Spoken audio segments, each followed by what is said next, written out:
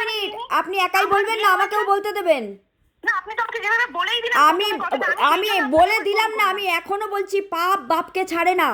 আপনার হাজবেন্ড যেরকম আপনার মানুষের বাচ্চাটাকে এনেছে, ঠিক তেমনভাবেই ওই কুকুরের বাচ্চাটাকেও এনেছে।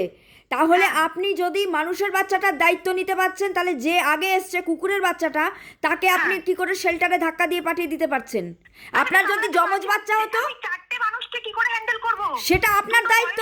চারটে কেন, দুটো বয়স্ক লোককে শুনুন, দুটো বয়স্ক লোককে হ্যান্ডেল করার দায়িত্ব আপনার। তারপরে একটা কুকুরও আপনার কাছে ছিল, তাহলে আপনি মানুষের বাচ্চাটা নিতেন না?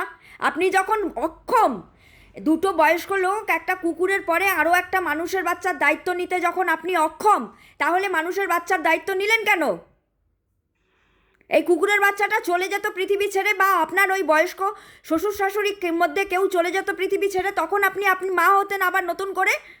এখন ঢাকঢোল পিটিয়ে মা হতে গেলেন কেন? আপনি মহিলা হয়ে আমাকে কিভাবে এই কথাটা বলছেন? কেন? মহিলা বলেই তো বলতে পারছি, আপনি তো মহিলার দায়িত্ব পালন করতে অক্ষম। একজন মহিলা মানে সে মা। পরিস্থিতি নেই যখন, তাহলে মা হলেন কেন? আপনার যখন বাচ্চার দায়িত্ব নেওয়ার ক্ষমতা নেই, তাহলে মা হলেন কেন? মা তো তখন হতে হয় যখন দায়িত্ব নেওয়ার ক্ষমতা থাকবে। আপনার দায়িত্ব নেওয়ার ক্ষমতা নেই। আমার বাড়ির সমস্যার জন্য আপনাকে আমি বলছি, এবার আপনি এইভাবে আমাকে কেন ট্রিট করছেন যে আপনি পাপ করছেন? অবশ্যই আপনি পাপ করছেন, আর সেটা আমি এখনো বলছি। আমি এখনো বলছি যে আপনি পাপ করছেন, আর আপনার এই পাপের শাস্তি আপনাকে পেতেই হবে। সবথেকে বড় কথা, কুকুরের বাচ্চাটাকে আমি নিয়েও আসিনি, এটা আপনার হাজবেন্ডের নিয়ে আসা জিনিসের দায়িত্ব তো আপনারই। আপনি 6 বছর ধরে তাকে রাখলেন। না, আমি 6 বছর ধরে আমি বিয়ে হয়ে এই বাড়িতে আসিনি। আমি যে কদিন এসেছি, আমি সে কদিন ধরে ওকে রেখেছি। আপনার হাজবেন্ডের, শুনুন, আপনার হাজবেন্ডের সমস্ত কিছুর দায়িত্ব নেওয়ার দায়িত্ব আপনার। আপনার হাজবেন্ডের মা বাবার দায়িত্ব যেরকম আপনার হাজবেন্ডের দায়িত্ব যেমন আপনার, ঠিক তেমনিভাবেই আপনার হাজবেন্ড যদি একটা পশুকে এনে থাকে, তার দায়িত্ব আপনাকে নিতে হবে। কারণ কালকে ডিভোর্স হলে হাজবেন্ডের মাইনে, হাজবেন্ডের সম্পত্তির উপরে তো সমান দায়িত্ব নেবেন। তাহলে এই প্রাণটাকে কেন ঘাড় ধাক্কা দিয়ে বার করে দিচ্ছেন? আমার হাজবেন্ড ভিখারি, আমার হাজবেন্ডের থেকে কোনো কিছু নেওয়ার মতো পরিস্থিতি ও, সেই জন্য আপনার এত রাগ? উল্টে দিয়েছি না, একদম উল্টে দিয়েছি? তাহলে আপনার যখন না আপনার মা হওয়ার আগে চিন্তা করা উচিত ছিল যে এই বাচ্চাটা থাকাকালীন আপনি। অবশ্যই বলতে পারি। আমি এখনো বলছি আপনি পাপ করছেন। আপনার উচিত হয়নি মা হওয়া।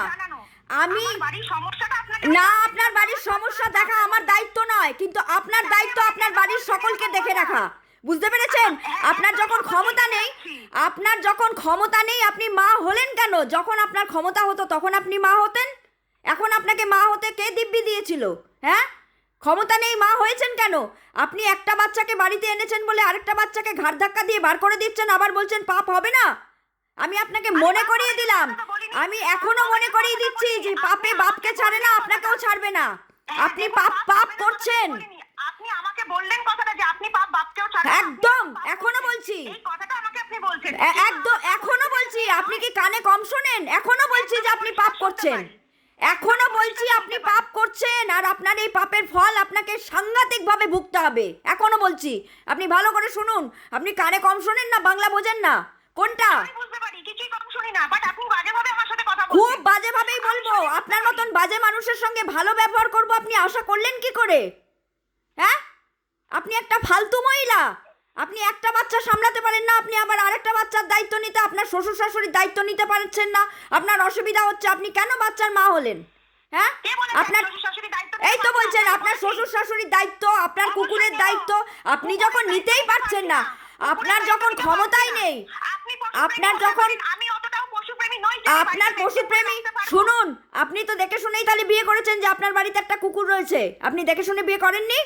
তাহলে আপনি বিয়ে করলেন কেন? আপনার স্বামী ভিখারি, আপনার স্বামীর বাড়িতে কুকুর রয়েছে, এসব দেখে তাহলে বিয়ে করলেন কেন? তাহলে আপনার নিশ্চয় কোনো সমস্যা ছিল যে অন্য কোথাও বিয়ে না করে আপনি এখানেই করেছেন, আর করে আবার আপনি পাপ করছেন।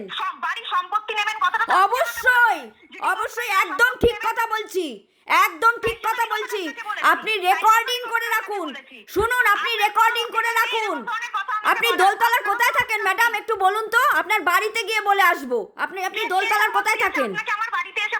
হ্যাঁ, আপনি আমায় ফোন করেছেন, আমি তো আপনাকে ফোন করে বলিনি। সমস্যা? কিসের সমস্যা? আপনার কোনো মানুষের সমস্যা দেখা আমার দায়িত্ব নয়। আমার দায়িত্ব রাস্তার পশু পাখির সমস্যা দেখা। বুঝতে পেরেছেন? আপনার মতন অসভ্য মহিলাদের সমস্যা দেখা আমার দায়িত্ব নয়।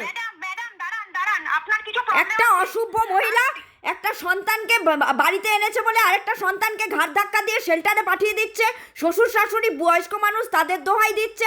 আপনার লজ্জা করে না? আপনার স্বামীকে আপনি ভিখারি বলছেন? হ্যাঁ, আপনি তো একটা ফালতু মহিলা।